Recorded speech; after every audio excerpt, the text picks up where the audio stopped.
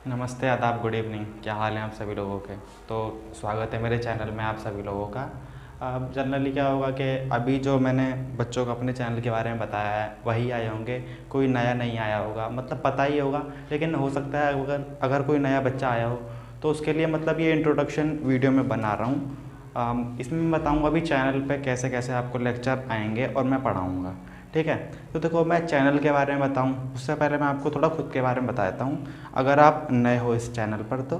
और अगर आप मेरे को जानते हो तो खैर अच्छी बात ही है। मेरा नाम है रवि राजपूत। करेंटली अभी मेरी बीएससी चल रही है थ्रू दिल्ली यूनिवर्सिटी से। अब चैनल के बारे में बताया गया है तो सब्जेक्ट के बारे में बताता हूँ कि कौन कौन से सब्जेक्ट आपको चैनल पर पढ़ाए जाएंगे। चलो जी, बताता हूँ। सब्जेक्ट बताने से पहले यार थोड़ी सी गर्मी कम करवा दो, पूरी शर्ट जो है पसीने में भीगी पड़ी है। यहाँ तुम्हारे लिए वीडियोस बना रहे हैं। पता है क्या होता है कि मतलब पंखे की ना आवाज़ आती है, तो इसलिए पंखा मैंने अभी ऑफ़ कर रखा है। इस वजह से अभी मैं नहीं पंखा चालू करा है, क्योंकि आवाज़ आएगी, आवाज़ से डिस्टर्बेंस जाएगा। वो बड़ा हल्का मिटा है। चलो आगे बता दो। देखो, इसमें जो सब्जेक्ट आपको मैं पढ़ाऊँगा ना चैनल पे, देख लो कौन कौन से हैं। ज़्यादा नहीं है। मैथ, साइंस, इंग्लिश,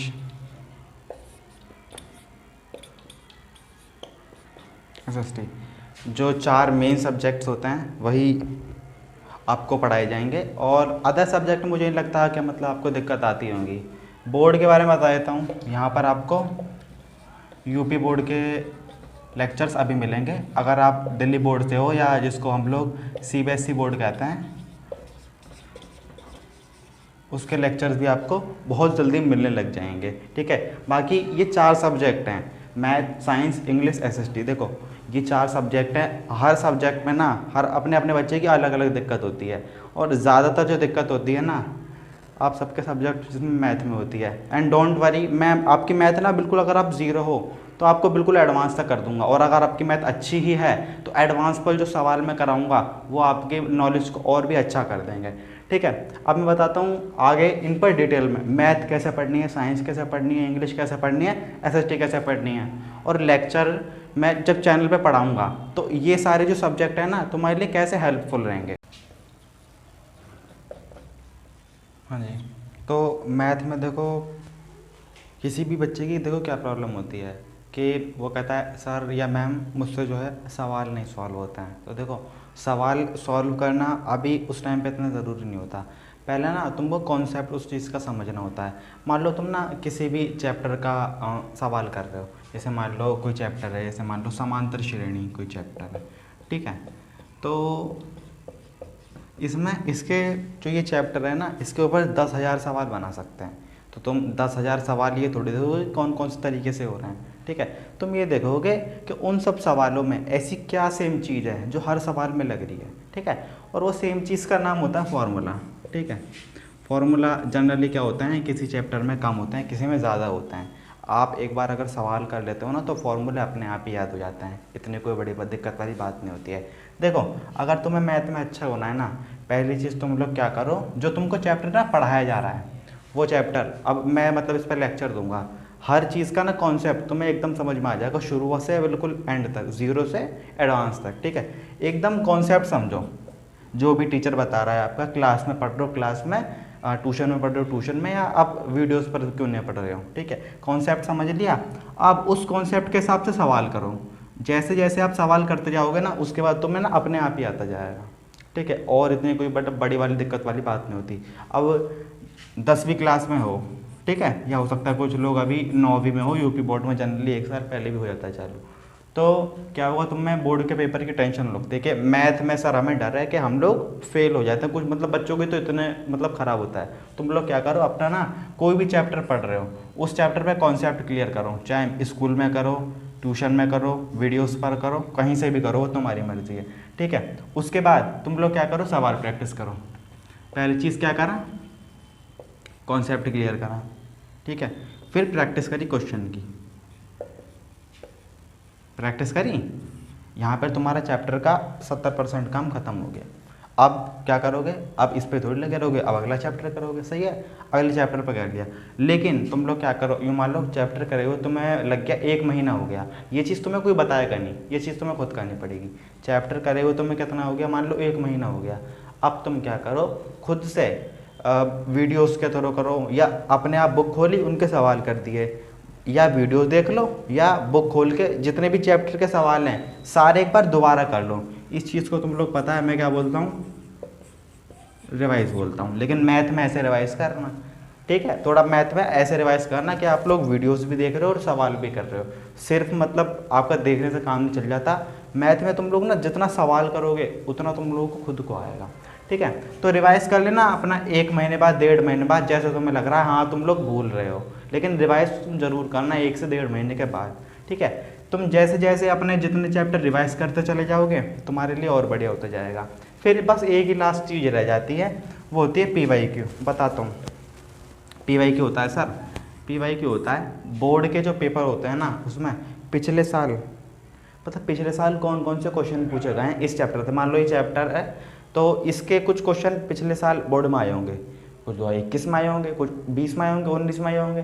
तो उन सब के क्वेश्चन एक बार प्रैक्टिस करो कि इस अच्छा ये वाला कुछ चैप्टर है, इसके क्वेश्चन मेरे से हो पाएंगे या नहीं हो पाएंगे। अब वो क्वेश्चन कहाँ से ढूंढोगे, मैं खुद ही चैनल पर आपको वो क्वेश्चन करवा दूंगा अक्टूबर या दिसंबर में। देखो ओके, तो अब मैं साइंस के बारे में बताता हूँ। देखो जो चीज़ें मैंने आपको मैथ में बताई वही चीज़ें आपको साइंस में भी अप्लाई कर दी हैं। बस एक चीज़ का फ़र्क आ जाता है मैथ और साइंस में, वह नोट्स का। आप लोग मैथ में नोट्स आपको बनाने की ज़रूरत नहीं पड़ती है, उसमें आप लोग सवाल वगैरह की प्रैक्टिस करते रहते हो, फॉर्मूला याद करते हो जाता है। साइंस में ना आपको चैप्टर रिवाइज करने के लिए नोट्स की ज़रूरत पड़ती है। आप पूरी बुक जो है दोबारा नहीं पढ़ते एंड टाइम पे, आप क्या पढ़ते हो, जो आपने नोट्स बनाए ना आप उनको पढ़ते हो। मान लो कोई चैप्टर है, एक चैप्टर है, उसका नाम है पोषण, ठीक है। अब ये चैप्टर आपने पढ़ लिया, पूरा बुक से पढ़ा, टीचर ने आपको पढ़ाया या जहाँ से भी आपने पढ़ा। अब आप क्या करोगे, आपने बनाए इसके नोट्स, ठीक है। एंड में जब आपको रिवाइज़ करना पड़ेगा ना, आप कैसे भी रिवाइज़ करते हो, लेकिन आपको नोट्स बहुत ज़रूरी है पढ़ने, ठीक है। अब सर हम नोट्स कैसे बनाएं, तो नोट्स मैं आप लोगों को खुद ही बना कर दूंगा। कोई भी जो चैप्टर मैं पढ़ाऊँगा ना, मान लो मैं पोषण पढ़ाऊँगा तो उसके नोट्स आपको मैं डिस्क्रिप्शन में डाल कर दूँगा, मैं आपको बता दूँगा वो नोट्स आपको कैसे जो है मिलने वाले हैं, ठीक है। बाकी सारी चीज़ सेम ही होती हैं, आप जो है लेक्चर वगैरह देख सकते हो मेरे, ठीक है। उसके बाद नोट्स में तुम लोगों को प्रोवाइड कर दूँगा, क्वेश्चन की प्रैक्टिस करवाऊँगा, ठीक है। एंड में जाकर जब सब चीज़ें हो जाएंगी तुम लोग रिवाइज़ करना मत भूलना, ठीक है। PYQ इसी चैनल पर तुम लोगों को मिलेंगे, ठीक है। रिवाइज़ करते हैं ना, जैसे कोई चैप्टर कर लिया, उसको करने के बाद मान लो 1 महीना हो गया, 1 महीने बाद उस चैप्टर को दोबारा रिवाइज़ कर लिया। ऐसे करते करते धीरे जब आपका सिलेबस ख़त्म हो जाएगा पूरा, एंड में आपको सब कुछ याद होगा, आप बस क्वेश्चन लगाओगे पेपर दोगे। इस तरीके से आप जो है मैथ में और साइंस में बहुत अच्छा स्कोर करोगे, ठीक है। अब आगे बताऊंगा मैं तुम लोगों को इंग्लिश के बारे में बताता हूँ, 1 मिनट। हाँ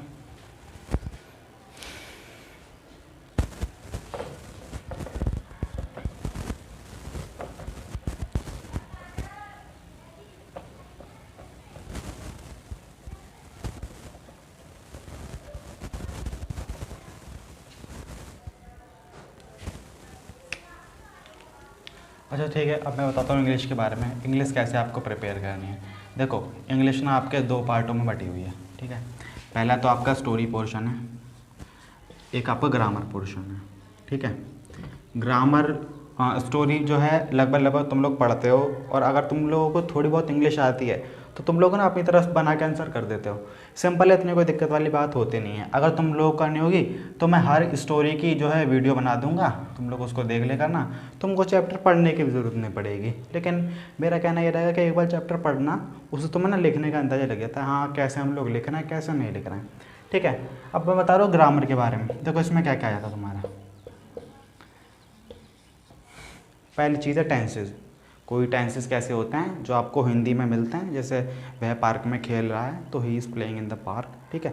इस तरीके से बहुत सारे टेंसेस होते हैं, indefinite, continuous, perfect, perfect continuous, बहुत सारे टेंस होते हैं, ठीक है।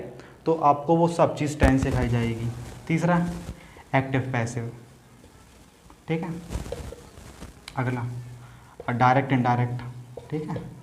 और भी कई सारी चीज़ें जैसे लेटर राइटिंग हो गई, ठीक है, एप्लीकेशन हो गई, ठीक है, नोटिस हो गया, हर चीज़ धीरे धीरे तुम लोगों को जो भी चीज़ पहले चाहिए होगी वो मुझे बता कर सकते हो तुम लोग कमेंट करके, वरना मैं अपने हिसाब से तो चीज़ें कराऊंगा ही कराऊंगा, ठीक है। तो इस तरह तो हमारी ग्रामर हो जाएगी, बिल्कुल तुम्हें बिल्कुल जो है प्रॉब्लम नहीं आएगी, ठीक है। अब आगे बताता हूँ लास्ट SST के बारे में। अच्छा, अब SST के बारे में बताता हूँ। SST के बारे में देख लो। देखो SST में तुम लोगों को 4 पार्ट देखने को मिलते हैं। पहला इतिहास है, अगला भूगोल, फिर राजनीतिक विज्ञान और अर्थशास्त्र। कुछ लोगों के पास ये इंग्लिश में भी हो सकते हैं। देखो एक्सप्लेनेशन आपको समझ में आना चाहिए, चाहे वो हिंदी में हो या वो इंग्लिश में हो। बात आपको समझने का एक ही तरीका होता है। ज़्यादातर यूपी बोर्ड में मैंने देखा है कि हिंदी में होता है, तो अभी मैं हिंदी में ही पढ़ाऊँगा, ठीक है। क्या होता है, इतिहास हो गया तो इतिहास में जितने भी चैप्टर हैं वो सारे हो जाएंगे। हर चैप्टर जितने भी, जैसे भूगोल के अंदर, राजनीतिक विज्ञान के अंदर, अर्थशास्त्र के अंदर जितने भी चैप्टर होंगे सबके आपको क्या मिलेंगी, वीडियो मिलेंगी, ठीक है। इसके नोट्स बनाने या नहीं बनाने वो मैं आपको बता दूंगा। ये जनरली नोट्स मैं ही आपको प्रोवाइड करूंगा। अब जैसे मैंने नोट्स आपको दे दिए, आपने बना लिए, शॉर्ट नोट्स ही होंगे, ज़्यादा बड़े बड़े नोट्स नहीं होंगे, ठीक है। वीडियोस आपने देख ली, नोट्स बना लिए, एंडिंग में इतना ज़्यादा काम नहीं करेगा क्योंकि इनमें चैप्टर्स काफ़ी सारे होते हैं, ठीक है। तो देखो तुम लोगों को क्या करना पड़ेगा, PYQ की प्रैक्टिस।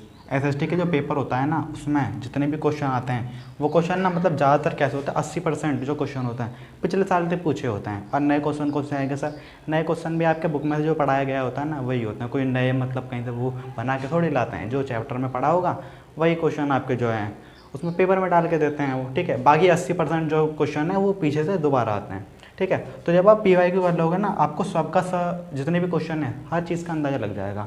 PYQ जितने भी हैं वो मैं चैनल पर आपको कराऊंगा ही कराऊंगा, ठीक है।